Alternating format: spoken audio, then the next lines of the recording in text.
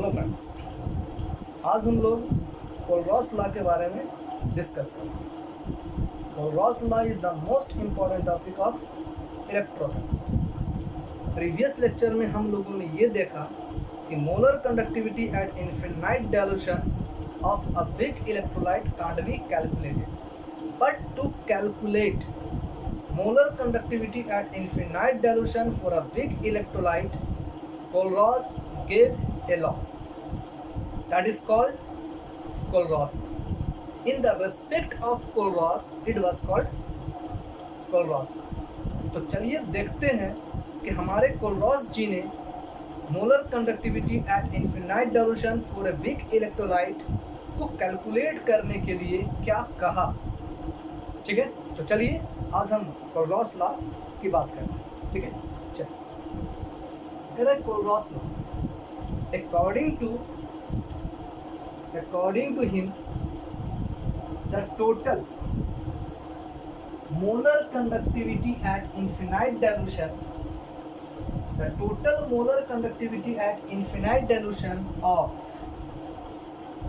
of any electrolyte is equal to the summation of molar conductivity at infinite dilution of individual contribution of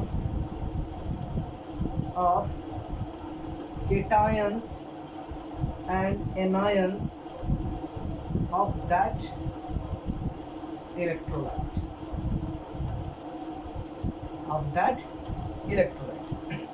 इस contribution, इस statement को कोलरॉस law का नाम। ठीक है, कहा जा रहा है कि इस स्टेटमेंट को कोलरॉस लॉ का नाम दिया।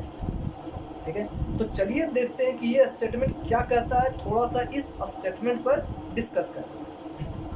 देखिए, according to him the total molar conductivity at infinite dilution of any electrolyte। अब यहाँ पर एक टर्म आ रहा है any electrolyte। any electrolyte का मतलब क्या है? any electrolyte का मतलब है कि हम यहाँ पर कोई भी इलेक्ट्रोलाइट, चाहे वो स्ट्रॉन्ग हो चाहे वो बिग इलेक्ट्रोलाइट हो, दोनों तरह के इलेक्ट्रोलाइट का molar conductivity at infinite dilution को हम कैलकुलेट कर सकते हैं। इसका मतलब क्या हो गया कि Kohlrausch law is valid for calculating molar conductivity at infinite dilution for a strong electrolyte as well as big electrolyte. यानी ये दोनों तरह के इलेक्ट्रोलाइट के लिए वैलिड है। हम स्ट्रॉन्ग इलेक्ट्रोलाइट और बिग इलेक्ट्रोलाइट दोनों के molar conductivity at infinite dilution को कैलकुलेट कर सकते हैं। ठीक है, तो एनी इलेक्ट्रोलाइट का मतलब आप समझ रहे हैं कि यहाँ पर हम दोनों तरह के इलेक्ट्रोलाइट का यूज कर सकते हैं। ठीक है, अब हम आगे देखते हैं क्या कह रहे हैं।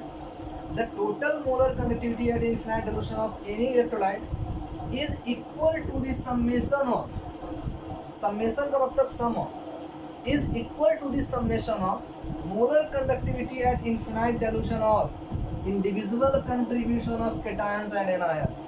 ठीक है, अब हमको ये जानना है कि यहाँ पर इंडिविजुअल कंट्रीब्यूशन ऑफ cations और anions का मतलब क्या होता है। ठीक है, इसे समझने के लिए हम एक एग्जांपल लेते हैं। ठीक है, एक सिंपल एग्जांपल लेते हैं। Al2SO4 whole thrice. ठीक, हम जानते हैं यहाँ पर Al2SO4 होल थ्राइस, ठीक है, एक इलेक्ट्रोलाइटिक सॉल्यूशन। और जब ये इलेक्ट्रोलाइटिक सॉल्यूशन है तो हम ये भी जानते हैं कि it can dissociate into its constituent ion and give 2Al3 + 3SO4 2 minus. ठीक है, तो ये electrolytic solution can dissociate into its constituent ion and give 2Al3 + and 3SO4 minus.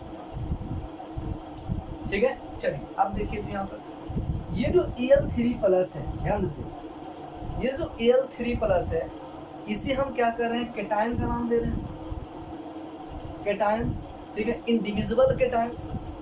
और ये जो SO4 माइनस माइनस है इसको हम क्या करें, इंडिविजुअल एनायंस का नाम दे रहे हैं, ठीक है, इंडिविजुअल केटायंस, और ये क्या हो गया, इंडिविजुअल एनायन, ठीक है, क्या नाम दे रहे हैं। और ये जो केटायन और एनायन है, ये जो केटायन और एनायन है, इन दोनों का कंट्रीब्यूशन निश्चित रूप से Al2SO4 होल थ्राइस में होगा। अगर कंट्रीब्यूशन नहीं होता तो ये अपने कंस्टिट्यूएंट आयन में डिसोसिएट नहीं करता, ठीक है। मतलब यहाँ पर इंडिविजुअल कंट्रीब्यूशन आयंस का मतलब क्या हो गया, इंडिविजुअल केटायंस और anions this contribute in this solution, जो इस सॉल्यूशन में अपना कंट्रीब्यूशन देता है, ठीक है। तो Al2SO4 होल थ्राइस में कंट्रीब्यूटिंग आयन कौन कौन है, तो Al3 प्लस है और SO4 माइनस माइनस, ठीक है। तो अब आपको ये समझ में आया होगा कि इंडिविजुअल कंट्रीब्यूशन ऑफ केटायन और एनायन का मतलब क्या हो रहा है। जो इलेक्ट्रोलाइटिक सॉल्यूशन में जिस आयन का कंट्रीब्यूशन होता है, जो इसका कंस्टिट्यूएंट आयन होता है, उसी को हम क्या कहते हैं, इंडिविजुअल कंट्रीब्यूशन ऑफ आयंस कहते हैं, ठीक है। इंडिविजुअल कंट्रीब्यूशन ऑफ केटायंस और एनायंस का, ठीक। चलिए, तो ये Al3 प्लस और SO4 माइनस माइनस, ये तो आपका क्या हो गया, इंडिविजुअल कंट्रीब्यूशन ऑफ केटायंस और एनायंस हो गया, ठीक। अब यहाँ ध्यान दीजिए, ये 2 और 3 क्या इंडिकेट कर रहा है, 2 और 3 क्या इंडिकेट कर रहा है, 2 इंडिकेट कर रहा है चार्ज, ठीक है। कौन सा चार्ज, तो ये निगेटिव चार्ज, और 3 क्या इंडिकेट कर रहा है, पॉजिटिव चार्ज, ठीक है। यानी यहाँ पर 2 और 3 क्या इंडिकेट करता है, नंबर ऑफ पॉजिटिव और निगेटिव आयंस, ठीक है। 2 और 3 यहाँ पर जो है ना, यहाँ पर 2 और 3 है ना, 2 और 3 क्या इंडिकेट कर रहा है, नंबर ऑफ पॉजिटिव आयंस और निगेटिव आयंस, ठीक है। जो कोफिशिएंट यहाँ पर 2 और 3 इंडिकेट हो रहा है, वो कोफिशिएंट किसको इंडिकेट कर रहा है, नंबर ऑफ पॉजिटिव आयंस और नंबर ऑफ नेगेटिव आयंस, ठीक है। अब ध्यान, अब जो इस इक्वेशन को जो हम डिसोसिएट करके लिखे हैं, ठीक है, इसको हम क्या करते हैं, थोड़ा सा कोशिश करते हैं इस स्टेटमेंट से अटैच करते हैं, ठीक है। देखिए आप, ये स्टेटमेंट क्या करता है, the total molar conductivity of any electrolyte, ठीक है। तो अकॉर्डिंग टू कोलवास्टर क्या कर रहा है कि molar conductivity at infinite dilution of any electrolyte, और यहाँ पर एनी इलेक्ट्रोलाइट कौन है, Al2SO4 होल थ्राइस। तो हम कह सकते हैं कि molar conductivity at infinite dilution of Al2SO4 whole thrice is equal to the summation of molar conductivity at infinite dilution of individual cations and individual anions, इन दोनों के सम के इक्वल होता है।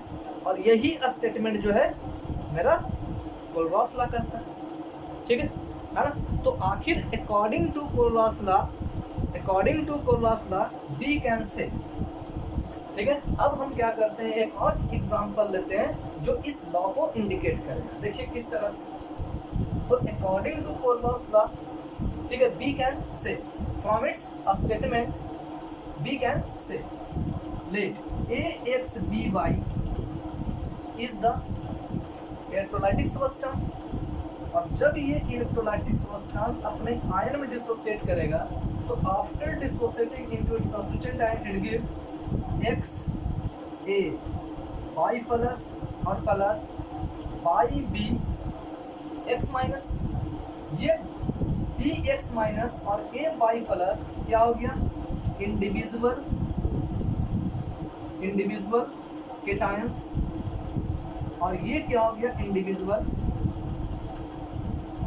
इंडिविजुअल एनायंस, ठीक है। ये इंडिविजुअल केटायंस और ये क्या हो गया, इंडिविजुअल एनायंस, ठीक। और यहाँ पर X क्या हो गया, number of negative charge, negative ions, और Y क्या हो गया, नंबर ऑफ पॉजिटिव आयंस, ठीक है। यानी X and Y are the number of negative and positive ions respectively, ठीक।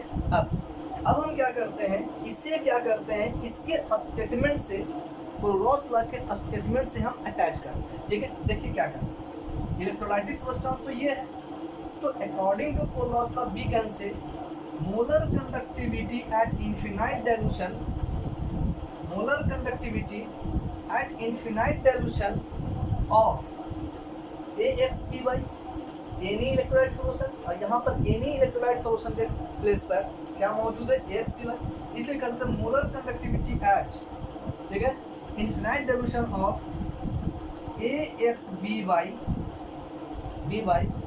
is equal to the summation of molar conductivity at infinite dilution of indivisible contribution of cations। तो अब यहाँ पर cations कौन है, ध्यान दीजिए, यहाँ पर लिखा हुआ है XaY प्लस और plus molar conductivity at infinite dilution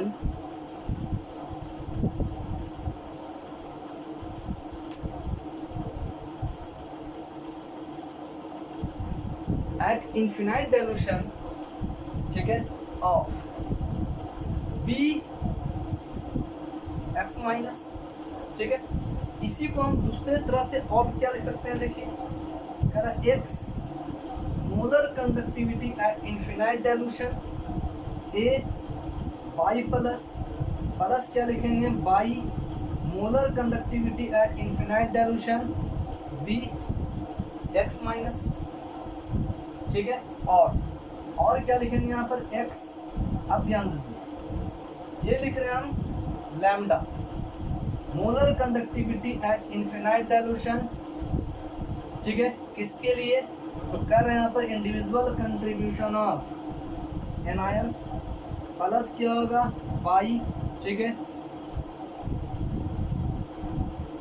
हाँ, यहाँ लिखा हुआ है BX, ठीक है। हम क्या कर सकते हैं, इसको इस तरह से लिखें, ध्यान दीजिए थोड़ा सा, हम क्या करें, अब देखिए आप बोलिएगा कि यहाँ पर molar conductivity at infinite dilution place पर हम इस तरह से इंडिकेट क्यों किए, ठीक है, ये भी मोलर कंडक्टिविटी ही है, ठीक है। तो याद रखिए, जब मोलर कंडक्टिविटी को, ठीक है, जब मोलर कंडक्टिविटी किसी मॉलिक्यूल का रिप्रेजेंट करना हो तो उसके लिए हम इस सिंबल का यूज करेंगे। ये क्या हो गया, मॉलिक्यूल हो गया AXBY, और ये क्या हो गया, आयंस हो गया, ठीक है। तो आयंस, मोलर कंडक्टिविटी किसी आयंस के लिए जब रिप्रेजेंट करेंगे तो उसको हम इस तरह से रिप्रेजेंट करेंगे, ठीक है, तो इसको इस तरह से रिप्रेजेंट करेंगे, ठीक है।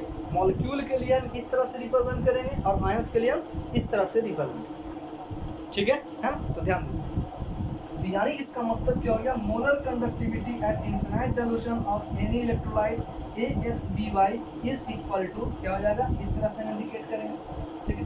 अब यानी यहाँ पर जो आ गया तुम आपका क्या हो गया, BX माइनस, ये क्या हो गया, इंडिविजुअल कंट्रीब्यूशन ऑफ एनायंस, ये क्या हो गया, कंट्रीब्यूशन ऑफ कैटायंस, और X और Y क्या हो गया, number of ions, positive ions और नेगेटिव आयंस, ठीक है। तो ये हम समझ रहे हैं, कोई दिक्कत यहाँ तक, तो ये हमारा क्या कहता है, क्लोरॉस लॉ, यानी according to Kohlrausch law we can say, हाँ, यानी it is the relation given by Kohlrausch, ठीक है, यानी क्लोरॉस लॉ के द्वारा ये इक्वेशन दिया, ठीक है। अब ध्यान दीजिए, अब एक चीज और ध्यान दीजिए, इस इक्वेशन को याद रखना है, ठीक है, इसी से क्या होगा, न्यूमेरिकल्स बने, इसको निकालना बहुत ही ईजी। आपको जैसे बताएं, किसी भी इलेक्ट्रोलाइटिक सॉल्यूशन जो है, ठीक है, किसी भी इलेक्ट्रोलाइटिक सॉल्यूशन NaCl, इसको हम क्या करेंगे, इसके आयंस में डिसोसिएट कर लेंगे, ठीक है, और फिर हम मोलर कंडक्टिविटी का यूज कर देंगे, ठीक है। Na2SO4 अगर होगा, ये क्या होगा, 2Na plus SO4 minus minus में टूट जाएगा, ठीक है। उसके बाद हम क्या करेंगे, molar conductivity at infinite dilution को यूज कर लेंगे, ठीक है। यानी लिखना क्या है, बहुत ही ईजी। अब थोड़ा सा ध्यान दीजिए, अब ध्यान दीजिए, इसे मिटाते हैं, अब थोड़ा सा ध्यान दीजिए, हम आपको एक रिलेशन बताए थे, molar conductivity upon equivalent conductivity is equal to n factor, ये हम बताए थे, एन फैक्टर, ठीक है ना। आपको हम ये पिछले वीडियो में इलेक्ट्रोलाइटिक कंडक्शन में इसके बारे में डिस्कस किए, ठीक है। आप उस वीडियो पर जाके इसे देख भी सकते हैं, ठीक है। तो ध्यान दीजिए, हम जानते हैं कि मोलर कंडक्टिविटी और इक्विवेलेंट कंडक्टिविटी में एक रिलेशन होता है। Molar conductivity upon equivalent conductivity is equal to n factor. Hence we can say कि molar conductivity at infinite dilution upon equivalent conductivity at infinite dilution is equal to n factor. N factor, hence we can say molar conductivity at infinite dilution is equal to n factor into mole equivalent conductivity at infinite dilution, ठीक है। ये हम कह सकते हैं। अब हम क्या करेंगे, ऑन पुटिंग द वैल्यू, ठीक है, इसे इक्वेशन फर्स्ट, इसे इक्वेशन सेकंड पार्ट। अब हम क्या करते हैं, on putting the value of molar conductivity at infinite dilution from equation second in equation first and then we get, अब तब हम क्या गेट करते हैं, ध्यान दीजिए, इसके वैल्यू को क्या करना है, इसके प्लेस पर पुट करना है, ठीक है। Putting the value of molar conductivity at infinite dilution from equation second in equation first, इसका वैल्यू जो है इक्वेशन 2 से इक्वेशन फर्स्ट में पुट करना है ना। अब ध्यान दीजिए, तो कह रहा है molar conductivity at infinite dilution, put कीजिए, क्या हो जाएगा यहाँ पर, NF equivalent conductivity at infinite dilution किसका, AX BY इक्वल टू, यहाँ लिखा हुआ है X। अब यहाँ देखिए, ये भी क्या है, मोलर कंडक्टिविटी है ना, मोलर कंडक्टिविटी, लेकिन ये इंडिविजुअल आयंस के लिए।